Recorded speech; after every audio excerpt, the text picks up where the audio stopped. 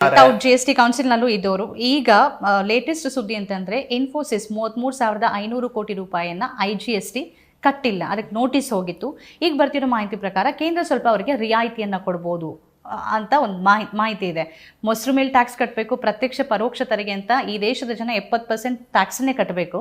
ಆದರೆ ಇಂತಹ ಕಂಪನಿಗಳು ಭೂಮಿಯನ್ನು ಸರ್ಕಾರದಿಂದ ತಗೋತಾರೆ, ಎಲ್ಲ ಸೌಲಭ್ಯ ತಗೋತಾರೆ, ಜೊತೆಗೆ ಟ್ಯಾಕ್ಸ್ನಲ್ಲೂ ಕೂಡ ಈ ಥರ ರಿಯಾಯಿತಿ ಸಿಕ್ಕರೆ ಏನಾಗುತ್ತೆ? 33,500 ಕೋಟಿ. ಇನ್ಫೋಸಿಸ್ ಪ್ರಕರಣ ನಾನು ಪೇಪರಲ್ಲಿ ಅಷ್ಟೇ ಗಮನಿಸಿದ್ದೇನೆ, ನನಗೂ ಕೂಡ ಹೆಚ್ಚಿಗೆ ಡೀಟೇಲ್ಸ್ ಗೊತ್ತಿಲ್ಲ. ಯಾಕೆಂದರೆ ಈ ಪ್ರಕರಣ ಆದಮೇಲೆ ಇಲ್ಲಿವರೆಗೂ ಕೂಡ GST ಕೌನ್ಸಿಲ್ ಮೀಟಿಂಗ್ ಆಗಿಲ್ಲ. ಸೊ ಹಾಗಾಗಿ ಬಹುಶಃ ಮುಂದಿನ GST ಕೌನ್ಸಿಲಲ್ಲಿ ಚರ್ಚೆಗೆ ಬರಬಹುದು. ಇದು ಕೇಂದ್ರ ಸರ್ಕಾರದವರು ಇನಿಷಿಯೇಟ್ ಮಾಡಿರೋದ್ರಿಂದ ಏನು ಅಂತ ಅವರು ನಮಗೆ ಸಮಜಾಯಿಷಿ ಸಮರ್ಥನೆಯನ್ನು ಕೊಡಬೇಕಾಗತ್ತೆ. GST ಕೌನ್ಸಿಲಲ್ಲಿ ನಾವು ಜಾಸ್ತಿ ಎನ್ಫೋರ್ಸ್ಮೆಂಟ್ ಇಶ್ಯೂಸು ಕಡಿಮೆ ಮಾತಾಡ್ತೇವೆ. ಅದರಲ್ಲೂ ಕೂಡ GST ಕೌನ್ಸಿಲ್ ಇರೋದು ಮೋಸ್ಟ್ಲಿ ಪಾಲಿಸಿ ಮೇಕಿಂಗಿಗೆ ಇದೆ. ಆದರೂ ಕೂಡ ಈ ವಿಷಯ ನಾನು ಮುಂದಿನ ಕೌನ್ಸಿಲ್ ಸಭೆಗೆ ಬರುತ್ತೆ ಅಂತ ನಾನು ತಿಳ್ಕೊಂಡಿದ್ದೇನೆ.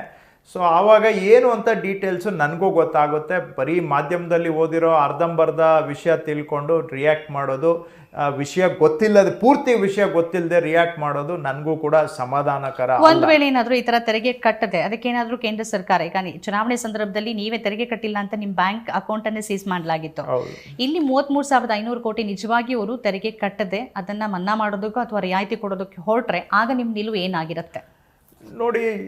ನೋಡಿ ಈಗ ಏಕಪಕ್ಷೀಯವಾಗಿ ಅವರು, ಯಾಕಂದರೆ ಆ ತೆರಿಗೆಯಲ್ಲಿ ಪಾಲು ನಮಗೂ ಬರಬೇಕಾಗುತ್ತೆ. IGSTಯಲ್ಲಿ ರಾಜ್ಯಗಳದ್ದು ಕೂಡ ಪಾಲಿದೆ. ಬರೀ ಸೆಂಟ್ರಲ್ ಗೌರ್ಮೆಂಟ್ ಇನ್ಕಮ್ ಟ್ಯಾಕ್ಸ್ ಆದರೆ ಅದು ಅವ್ರಿಗೆ ಇಷ್ಟ ಬಂದವ್ರಿಗೆ ಕೊಟ್ಕೋತಾರೆ ಬಿಟ್ಕೋತಾರೆ ಅಂತ ಹೇಳ್ಬೋದು. ಈಗ ಉದಾಹರಣೆಗೆ ನೋಡಿ, ಇವರು BJP ಗೌರ್ಮೆಂಟ್ ಬಂದ ಮೇಲೆ ಈ ದೇಶದ 1% ಅತಿ ಶ್ರೀಮಂತರು ಏನು ಕಾರ್ಪೊರೇಟ್ ಇನ್ಕಮ್ ಟ್ಯಾಕ್ಸ್ ಕಟ್ತಾಯಿದ್ರು, ಅದು 30% ಇದ್ದಿದ್ದನ್ನು ಇವರು 15%ಗೆ ಇಳಿಸಿದರು.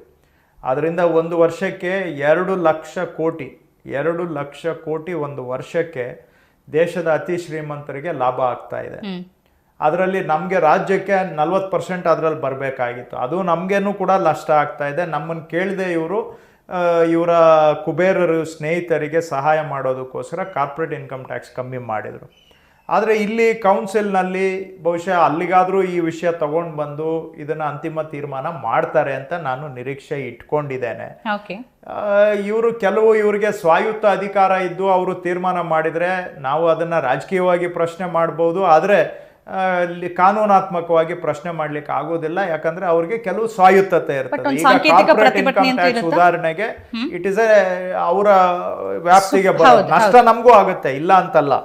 ಆದ್ರೆ ಅವ್ರಿಗೆ ಆ ಗುಣ ಇರಬೇಕಾಗಿತ್ತು, ಇದು ಎಲ್ಲ ರಾಜ್ಯಗಳಿಗೂ ನಷ್ಟ ಆಗುತ್ತೆ, ಕೇಳಿ ಮಾಡ್ಬೇಕು.